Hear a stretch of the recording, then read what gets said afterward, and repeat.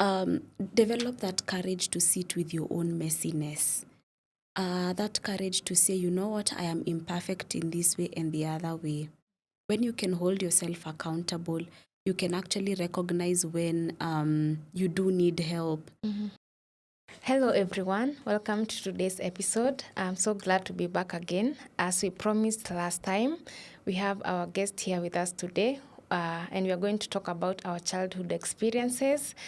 And I'm glad and I would like to invite you to today's episode where you're going to learn and enjoy with us. And my name is Harriet Wangu. I have my wonderful guest, Nyawira, who is a psychologist and who is going to talk with us through this process and help us understand more how our childhood experiences have affected our life and how we can change that to become a better us for the sake of our future us, right? Yes. Welcome to Modeling Wellness Podcast, and I'm so glad and happy to have you here. And thank you for accepting my invitation. Thank you, Harriet. Thank you so much for having me. Yeah, welcome here.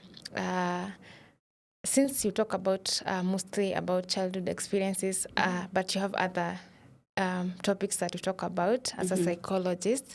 And today we are going to talk about specifically childhood experiences and childhood traumas and some of those things that psychologists call the advanced childhood experiences that have affected our mental health. And as I was reading through, I saw that they do not necessarily have to affect us right now, but at the different stages of our life, they begin to show some behavior and patterns. And how do we recognize that, or what exactly is childhood experiences since we can start from there? Okay, great. Yes. Yeah, so adverse childhood experiences are basically negative experiences that we go through in our childhood. So this could look like maybe childhood neglect, this could be abandonment, this could be maybe going through a bit of abuse here and there. So adverse, of course, meaning that these are experiences that are not so pleasant. And then now you have to really find your way to navigate as a child and process. So especially with children, because children really don't have a voice of their own. They're mostly depending on their caregivers. They somehow really don't have enough tools to be able to navigate. And so they can start to leave emotional imprints, like it leaves a lasting impact. Yes, so those are adverse childhood experiences, basically negative experiences that we go through in our childhood. Okay, but there are also the positive ones. And how comes the positive ones do not stay enough in our mind to leave a very good imprint of our life? What exactly happens in that process? Do our body neglect it, or is it that we don't take much time to keep it in our mind as a positive impact in our life? Yeah. That's a good question. And I think as we grow up, sometimes we tend to be overly criticized. The only time we receive attention is when we've done something bad. Okay. Right? And then now when we do positive things, it's more like, but you're supposed to do it. So even us, as we grow up, we tend to minimize the positive things, the accomplishments we make, the positive experiences that we go through, and then now the negative ones become so loud because that is how we've been conditioned. Okay. And you have also told us how they tend to show up when we grow up. But in this case, how do we ensure that they do not show up in a way that it affects us in our daily lives? Yes. Okay. So now, of course, that would mean maybe going through some form of therapy. Because first things first, you have to develop awareness in terms of how is this even affecting me in the first place. So whatever it is that I went through, it could be neglect, it could be maybe growing up being overly criticized or really lacking affection. You want to understand how is that affecting me in my adult life? How is that impacting the way I see myself? How is that affecting the way I see other people, the way I interact with the world around me, the way I lead, the way I form and maintain relationships? Then from the point of awareness, at least you know what you're working on. You have clarity. Yeah, so the first things first is develop awareness. Then now maybe with your therapist, you can be able to unpack how you can start to unlearn those patterns. Because remember, children are born a blank slate. Yes. So a child doesn't know anything. Now, as the parent or the caregiver, it's your responsibility to kind of like now teach. So the child will learn through experiences with you. And now if the experiences are negative, of course you can imagine what it does to that child. Yes, Yeah. yes. So of course, children being a blank slate, they learn from their environment, the people they live with. And then now when you grow up, you want to identify what experiences did I go through? How did they affect me? And how can I unlearn those things? Because the beautiful thing about the human mind is you can unlearn. Yes. Yes. And you can relearn some other Absolutely, new patterns. yes. Okay, you have talked about we are clean slate as children, but our environment and whoever raised us affects us. Let's start with a mother. We usually assume everybody from the day you are born, you high chance you'll stay with your mother longer. And mother play a key role in how they nurture, how they love you, how they show you your emotional growth. Yes. And how do a different experience with your mother affect you, or how does it show up as a child you're growing? How does it affect you to your adult life? Okay, when you think about a mom, the thing that comes to your mind is nurturing. You know, a mom's job is to nurture, to love on you, to show you a lot of, affection and all of that. So, of course, when a mother gets that right, they're likely to have children who can empathize with other people, children who can be able to express love and receive love. But when a mother, maybe for one reason or the other, they're a bit limited in that capacity, maybe they're struggling, maybe in their relationships, or maybe they have a mental issue, maybe they just can't be able to be present for their child like that, then of course there's really no one to nurture that child in a way that feels loving and caring. So then a child will grow up really longing for that, and also struggling to express and receive that love because it wasn't modeled for them. Yeah. Right? Yeah, so when somebody doesn't know how to express love, they don't know how to express affection, they struggle with intimacy sometimes, being close, and having vulnerable moments with people, especially people that they trust. It could be coming from a mother wound. Of motherhood. Does it have different effects, either boy or girl?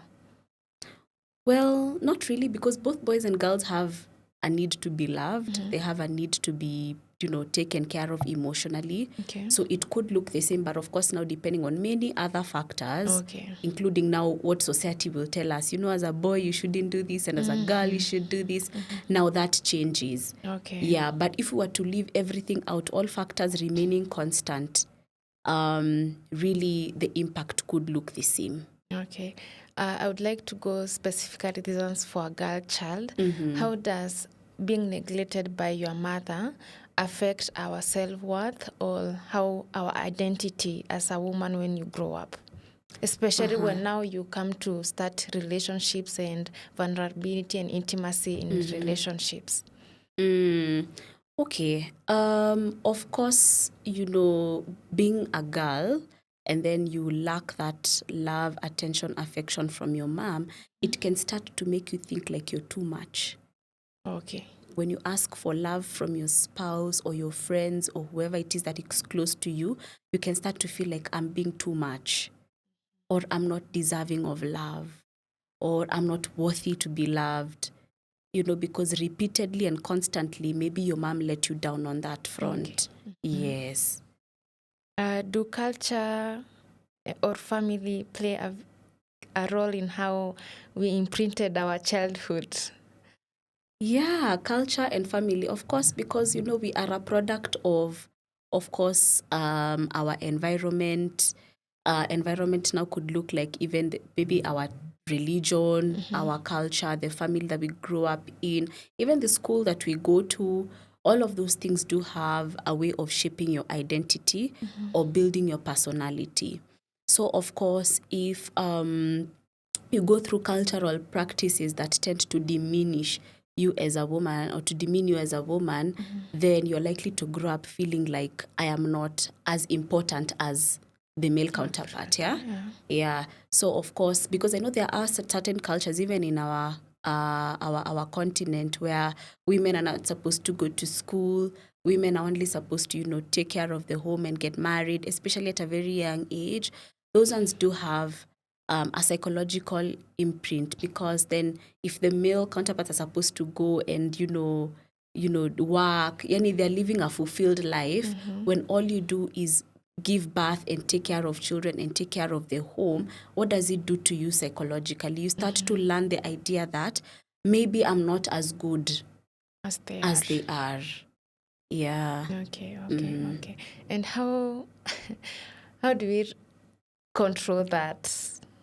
In terms of because I'm not usually for the people cutting people off. Like I will not tell someone that cut your mother off because of whatever she did or what she didn't give you to. Because sometimes I understand maybe for them also they didn't have the capacity to give you that in their situation back then. Right now, since now we are assuming people have in their 20s or early 30s or whatever age, and you want to get away from that or address that, how should they do it? Especially if it's coming from a person who wants to deal with it to their mother directly. Yeah. Interesting. And you've said something very important, that sometimes we can't cut family. Okay, I mean, we can, but, sometimes you really have to think, okay, this is my mother, she's the only mom I have. But I know there are people who usually say, me, I'm going to go to a foreign country and I'm going to cut my mother off. Yes. And that is perfectly okay. I don't judge people who make that decision, because they are the only ones who know what they went through, right? And now for people who feel like, I still want to have my mom in my life, or I want to have these people in my life, but I don't want to cut them off, it is important for you to start from a place of, first of all, how can I heal what I've gone through? How can I start to set emotional boundaries? Okay, nice one. Setting emotional boundaries, because if you don't set emotional boundaries, it means that you're enmeshed. It's like you don't have that sense of independence, even emotionally. Yeah, so you're depending on maybe the other person a lot for validation, for approval. And when they constantly don't give it to you, there's a way it does to you psychologically. Yeah. So even having that ability to set emotional boundaries is very, very important, that you can be able to find your voice and stand up for yourself. When you feel like somebody is violating you, you can be able to say, no. I think umekuja sana. You've come a bit too far. You can be able to actually stand up for yourself and use your voice and be assertive. So first things first is to heal whatever it is that you've gone through. Process that in therapy. Even grief, because we don't only grieve dead people. We also grieve maybe expectations that we had that never came to pass. If you had an expectation that, I'm expecting my parent to be this and this for me, and they didn't manage to, that's a loss. So you're allowed to grieve. So go through the grieving process, of course, with the help of a therapist.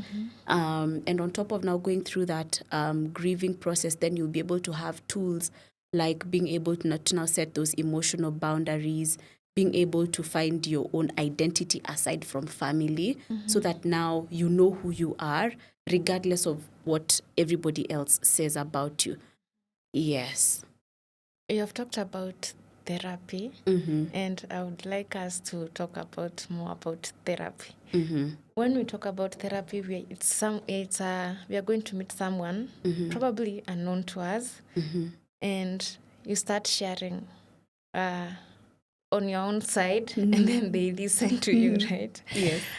How do therapists create a good environment that allows me to feel comfortable or safe enough to share to someone without me feeling like I'll be judged? Someone out there has my personal information. How do we go about identifying a good therapist, a good person to talk to, and a safe space for ourselves? Great. That's a very good question, because I know on top of now making that decision to start therapy, the other work is finding a therapist. Yeah, I think I can relate to that struggle, because I go to therapy myself. And I know what it means to find a therapist that you feel really resonates with you and you kind of like match. Now, of importance is follow your intuition. Your intuition most likely will never lie to you. And this is because for therapy to be successful, for it to be effective, the relationship has to be spot on between you and your therapist. Yes. So there has to be that positive rapport. Yeah, so that you can be able to feel safe enough to share what it is that you feel you're carrying so heavy in your heart. Yeah.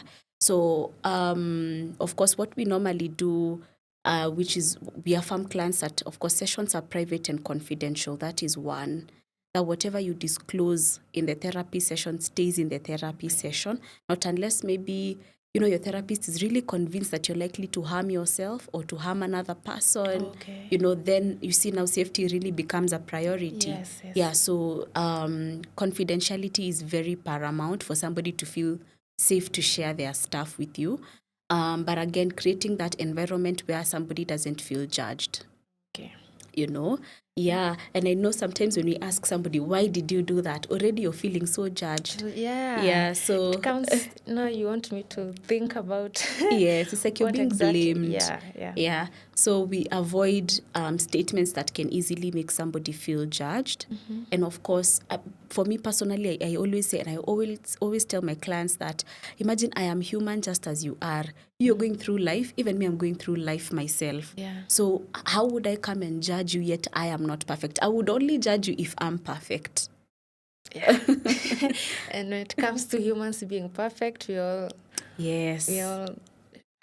walk in the glory of God. Absolutely. Thank you for that one. That's a very good one. So, your sessions, at least you've given us how for you tell your clients about when they're coming to talk to you about safe space and about yourself, and so people can come and talk to you. I think, should we leave your number down below on our description? Yes. I do therapy for clients, especially if you're struggling with patterns that you feel you really want to be able to overcome. Patterns like people pleasing, overly criticizing yourself, imposter syndrome, self-doubt. All of these are usually just imprints of trauma or those now adverse childhood experiences that we're talking about. So I do help you be able to heal that and learn that and then start from a blank slate again. So ideally, what we normally say is your life is a book. And just because you came from that place, you didn't have much of an option. Yeah, but you can definitely turn your story around. Yeah, you can be able to say, now from chapter 4, 5, I want my story to start looking a bit different. And now that starts from the place of building awareness and making a conscious decision to change that.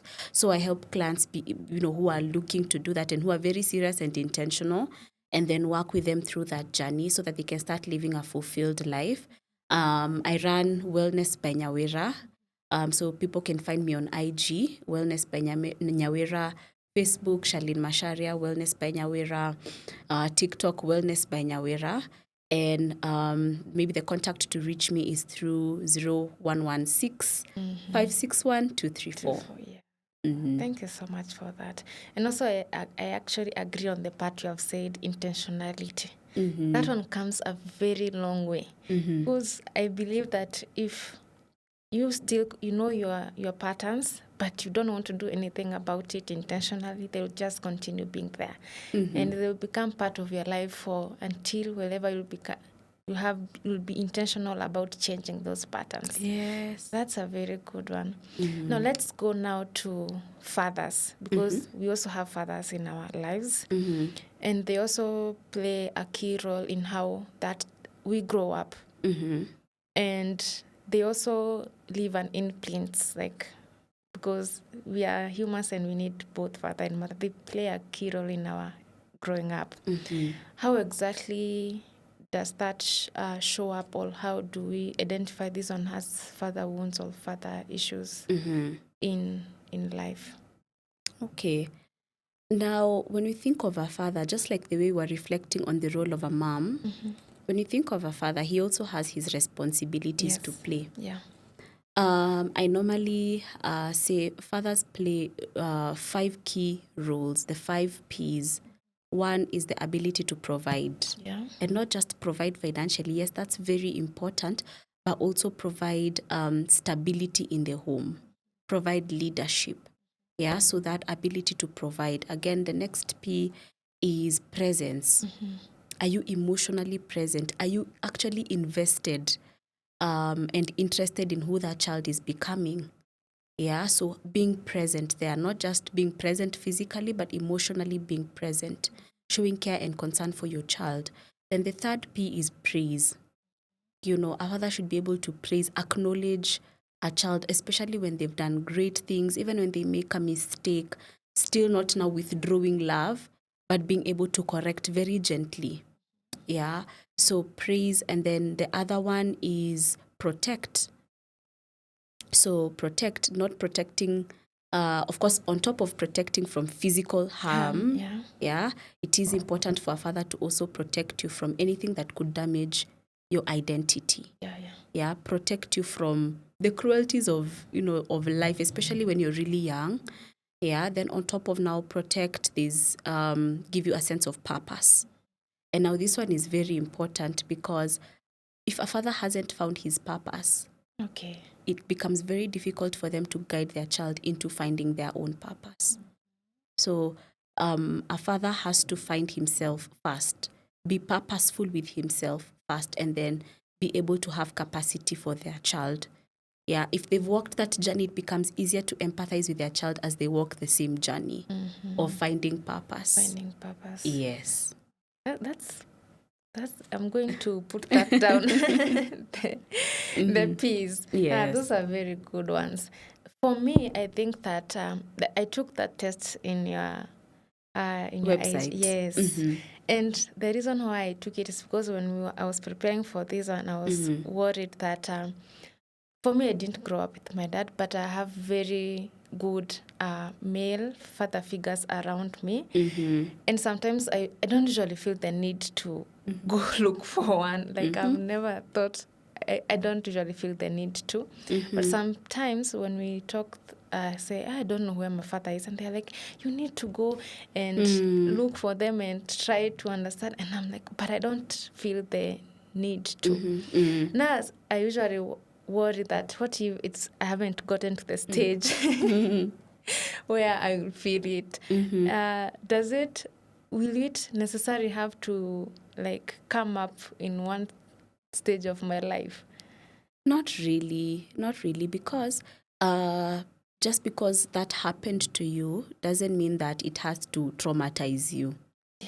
Yeah, there are people who are generally very resilient and they're able to bounce back from adversities like that really well, very graciously. So especially now that you've had guardians who've really come in and they've taken the role of a dad in your life, then that really helps. That really, it really helps, especially when somebody shows their presence very intentionally. It really helps. It almost feels like they filled a gap there, and it doesn't mean that now because dad hasn't been there, then it's cast in stone that you're going to have father issues or father wounds. Absolutely not. Thank you. Yeah. So let's talk about the performance part. I think in an African context, I believe fathers play a key role in how you perform in everything, like school, games, how you do life. And how do we ensure that we perform, yes, to their satisfaction, but also to our capabilities without necessarily harming ourselves because your father said you need to do this and this and this. How do we be able to balance that and also ensure that it doesn't make us neglect ourselves or we do too much to the extent that you are feeling burnout in the process of just pleasing or doing whatever the father said? Okay, so these two things. When a father is overly harsh, most likely, not all the time, but most likely a child is going to either develop a lot of fear or rebellion. So a lot of fear, and now this fear would even translate into other areas of their lives. They fear putting themselves out there. They fear, going forward with challenging tasks. They become very, very fearful, and they tend to hide in their own cocoon. So of course that will affect your ability to even actualize your potential because you're scared. You want to try something new, but you're scared. You're feeling fearful. You want to even apply for a promotion, but you're scared. You're wondering, can I be able to do this? Because there's a lot of fear that was instilled in you. Now, on the flip side, if a father is really, they're present, yes, or maybe even absent, or they're really not involved in your life, and you don't have a father figure to represent that, then what that can do is sometimes you tend to lack self-discipline. Because a father wasn't there to, kind of like guide and give you a sense of direction, then you're not able to give that to yourself because it wasn't modeled to you. Yeah, so struggling with self-discipline. So you want to start something, but you're not disciplined enough to get it started and keep it going. Yeah, so also that can be quite something. But generally, I think that element of praise, when a father is able to praise and to keep reaffirming you that you're doing good, you're doing amazing, keep going, keep pushing, helping you navigate through challenges, then it puts you at an upper hand to be able to reach your potential, to actualize your potential, and ultimately become the version of you that you want. But I think most importantly is to find an identity aside from what everybody else says about you. Okay. So self-identity is critical at Yes. some point. Now, since we have talked about the mothers and the fathers, do the patterns of or neglect or anything come up in our life differently, or do the patterns seem to be similar across, whether it's a motherhood or a fatherhood? Okay. It could overlap somehow. They could start to look similar, but for me, I like to differentiate it from the role of a mom and a dad. Okay. Remember when we said a mom is supposed to nurture, to show love and affection. When that is lacking, there will be a tendency to struggle in romantic relationships, intimate relationships, friendships, and all of that.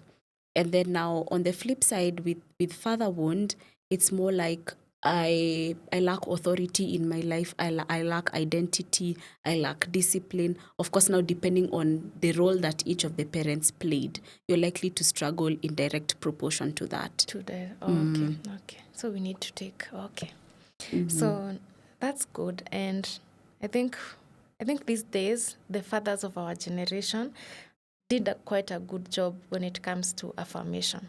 I think across the board, I haven't seen so much people saying they're struggling with affirmation from their fathers or love.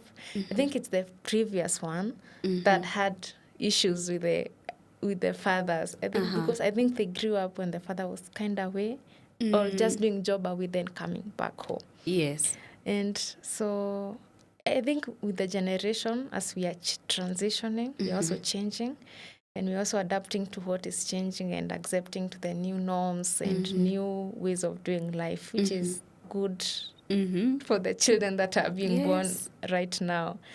Yes. So now let's talk about the guardian or someone who was not raised by either the mother or the father, but a guardian involved. This can be grandparents, aunts, and uncles, or the guardian person. They also, depending on what made you stay with them, there was something that you experienced. And how do we tackle that? Yes. Okay. Many of the times, I believe guardians usually come in to fill the gap of a parent. So maybe you'll be raised by a sister, an auntie, an uncle, maybe because your mom or your dad are incapacitated or limited in one way or another. Maybe they are working and they're not in the country, or maybe they are far away, and all of that. So already we are seeing the absence maybe of a mom, of a dad, and now the guardian really comes in to take that role. So it's good to recognize that not all the time again, but for most people, they are already wounded from that absence of the biological parent. And so a guardian is coming in to kind of like try to restore, So a big part of the responsibility of a guardian then is, of course, to continue with what the parent had already started in terms of care, but also to really just try to restore balance in that child's life, to repair whatever it is that could have been broken. And so when a guardian doesn't effectively do that, then now you can imagine what that does to the child. So a wound from a mother, father, and then again a guardian. I'm already imagining a lot of mistrust, because you're like, if my mom, my dad, and my guardian haven't showed up for me, what makes me believe that I am worthy of that love? So it affects the emotional development of the child. Absolutely, yes. Okay. And how do we now solve that when you get to your teen or your adult years? Okay. Again, it is really not your fault that you found yourself in that situation. Maybe circumstances have put you there.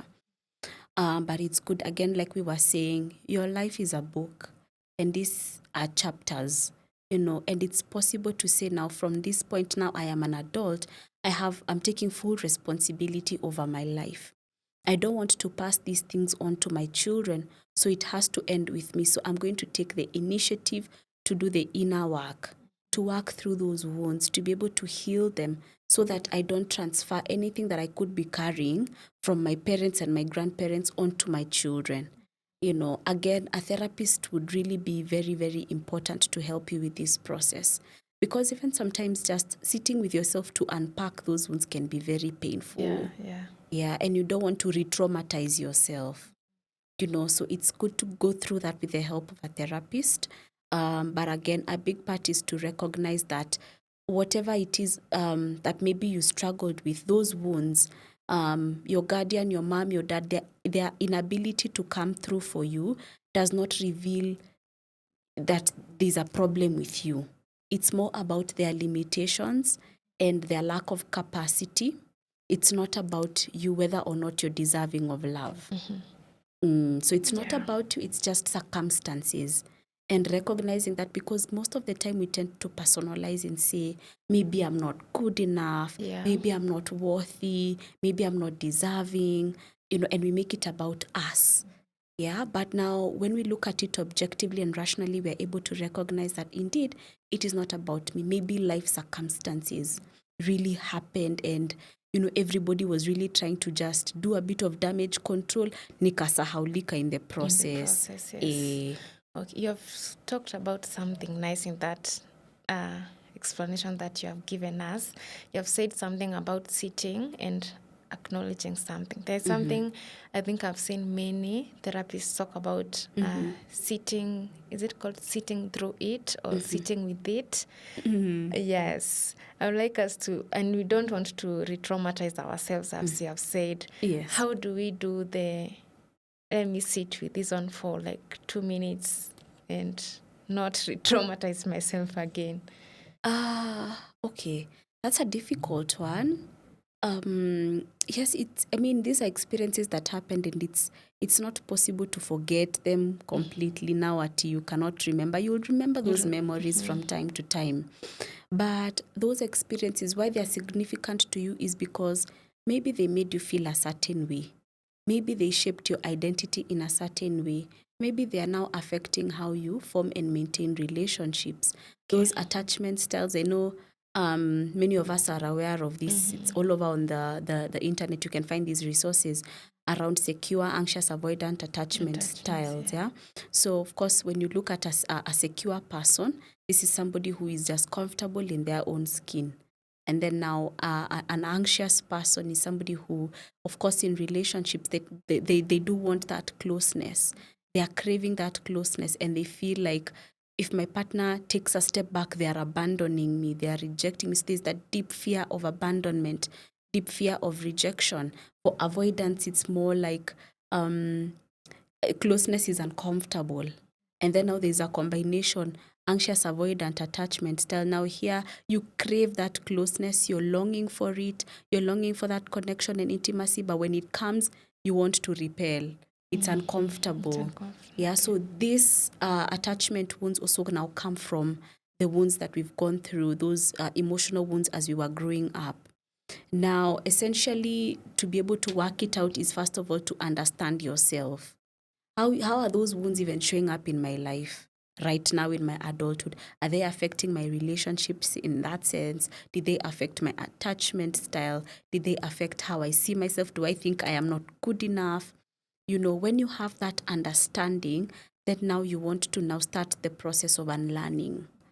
But this is usually a process that, for me, I recommend going to therapy for it.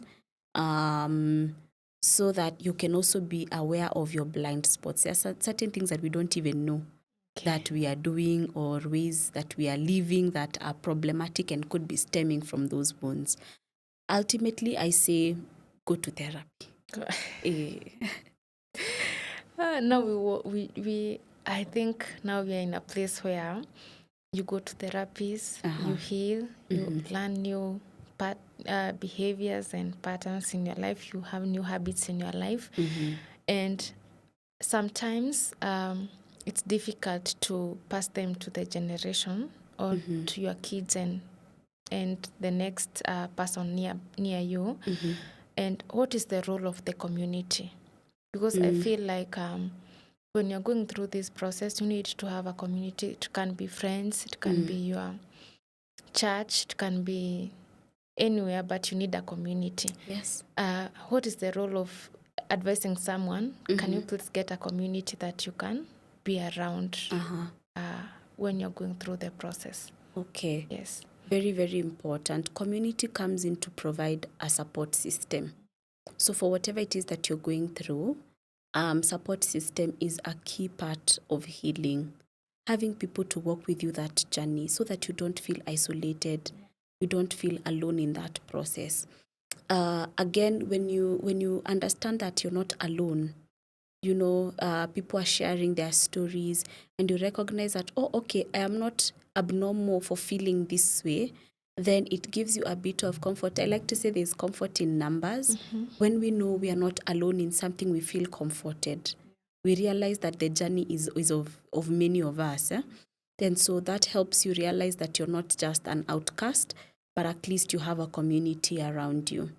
But again, also having people who've gone through the same processes and they've overcome can be very helpful. And that is also still part of community.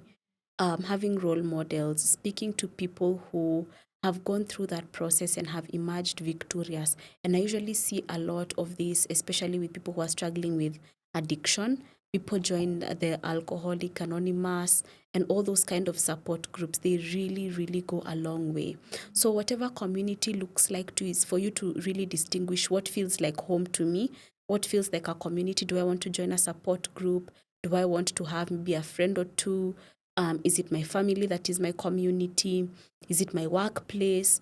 Of course, depending on what feels very comfortable and what feels like a safe space for you, you can create your own community. It is very important. Okay. Does it increase the rate at which we get to heal faster? Yes, absolutely. Absolutely. You can imagine when you have to go through something alone, it feels very lonely, it feels scary. You know, but when you have to go through it with other people, at least mnasaidiana. This one can share their insights. This one else, this other person is sharing their input. This other person is keeping you accountable. This other person is telling me I tried this and it worked. So you're holding each other's hands when everybody else is strong and this one is lagging behind tunamskuma. Yeah, so it definitely increases the chances of you emerging victorious. Okay.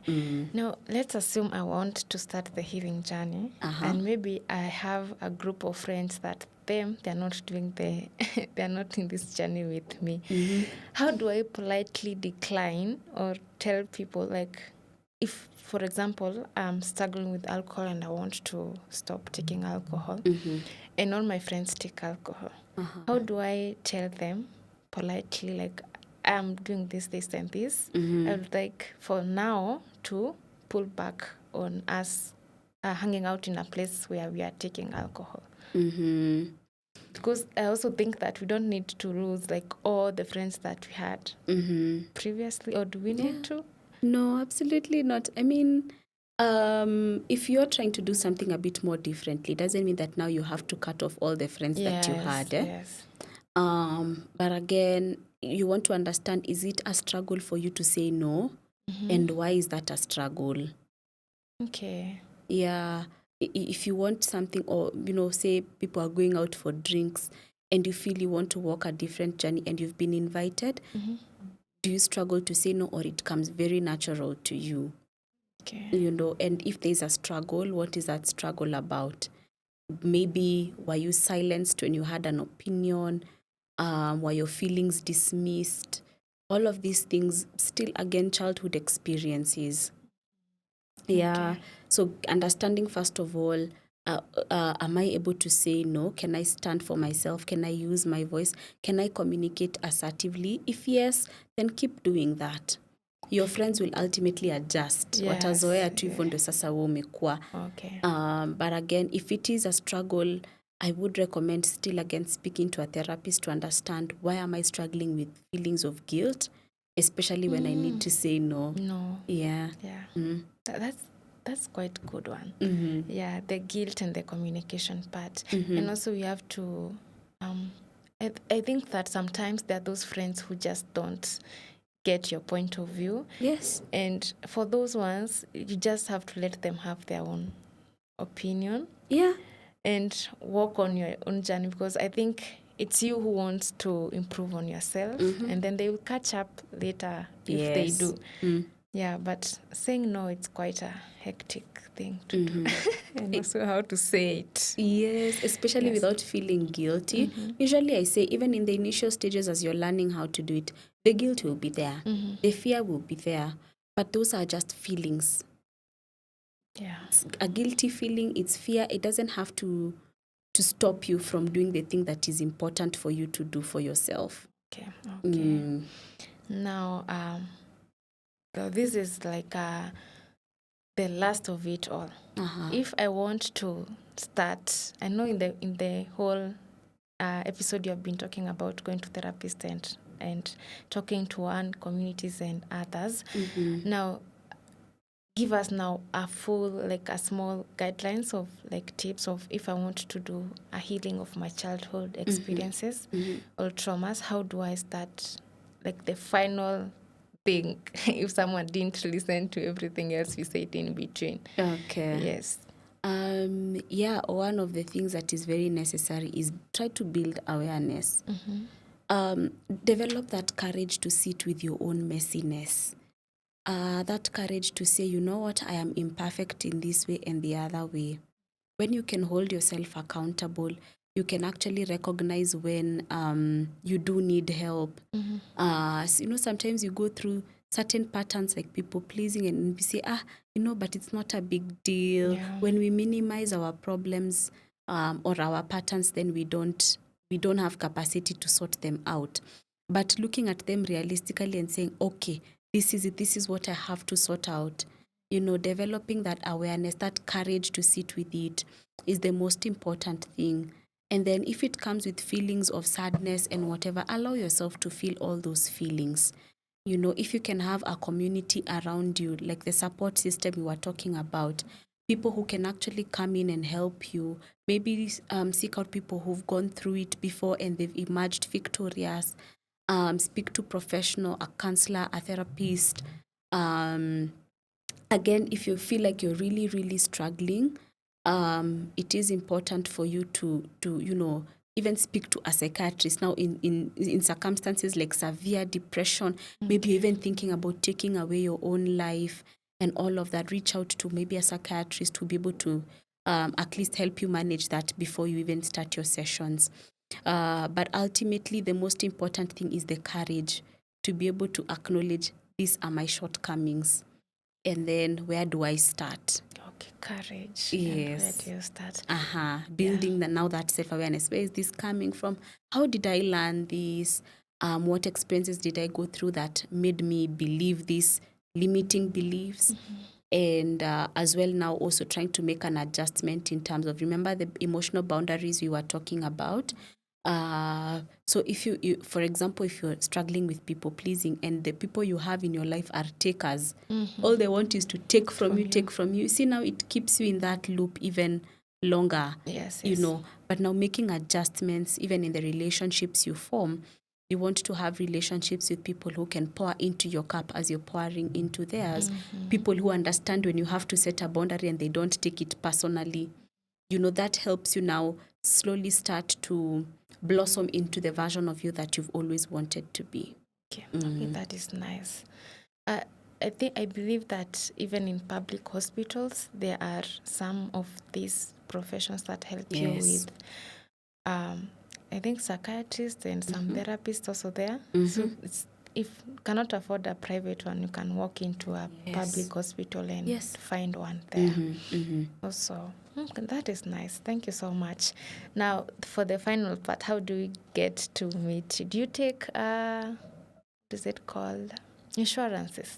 Oh, unfortunately, no. At the moment, I'm not taking insurance. But of course, it's a work in progress. I'll be able to share once I'm starting to take insurance. Okay. Yeah, but essentially on my Instagram page especially, you find all the packages that I have, all the offers that I have, because for students, the rate is a bit different from a kawaida, regular adult who is adulting. Yes. Yeah, so of course, just give me a call. We'll be able to work around a schedule or a package that works for you. Yeah, so don't hesitate. Don't say I don't have maybe the 2,500 to start my session. You just come, we talk about it. We'll see how to help. And I also think you're very good at responding. Yeah, you're quite good at it. So they should not get worried about you responding. You'll definitely respond. Thank you. And you walk them through it. And may I hope that let us not get into those later years and you look back at your life and realize that I had this problem, but I could not address it at the time due to ego or anything else. But sometimes healing requires you to put away your ego and put away whatever else people think about you, put away whatever parents will say, you put away everything aside and focus on yourself. Yes. So that it's you who will be in your 50s and you'll be like, I'm happy for the life that I have lived. Yes. That will be great. You might not have achieved other things in life, but you'll have achieved the healing in yourself. You'll be more peaceful, joyful, looking forward to life. Yes. And I think that is pretty good life to live. Oh, yes. Nobody wants to get there and be like, you see, there is this TikTok. I think now I should be finishing. There's this TikTok that it's a South African lady and she's advising young women on not I think she was she had are they called boyfriends and husbands who are like married, and think she got kids, and she's advising women not to do that, like to look after themselves. And I feel like she was talking about she had a very tough childhood growing up, and when she grew up she could not I think she mistook some of these things to be some of fun things to do. And now she's regretting. She has kids and she's advising young ladies to not do that. Like they should go to therapy and heal and do that. I think it's hers was more of father wounds and something. And I'm feeling like let us not waste. Wherever you get the information, start from there. And then you move on. With life, So we want to take care of life each and every day. And so, final remarks? My heart really goes out to people who are in these, struggles. But I think it is possible to come out of it and start living a fulfilled life. Yeah, all you require is that courage again to say, you know what, I want to turn my life around. I don't want to live with this people pleasing, this self-doubt, imposter syndrome, because what it will do to you is it will keep you mark timing on the same spot. So if you visualize yourself at a certain point in life, I think starting from those wounds would be very essential. So just because you feel maybe this has been your circumstance, this is how you grew up, this is your background, shouldn't discourage you. It's possible to turn that around and actually start living a fulfilled life. For as long as you put in the commitment, the time, the effort, it's possible. It's possible. Yes. Thank you, Nyawira, so much. And thank you for telling us it is possible. And then we should start it from wherever we are. And this is the end of this episode. And we'd like to hear from you in the comments what you think about it and how are you doing yourself? And then we will say thank you for today and say thank you so much, Nyawira, for coming. And, thank you. And for giving us that information. I hope we all learn, relearn, and create new habits in our life. And everybody can reach out to you. I highly recommend reaching out to her. She is so nice. And then we'll see you in the next episode. And God bless you and have a happy new week. Thank you. Yes. Thank you for having me and have a blessed one as well. Yeah. Thank you so much. Okay, bye. Bye.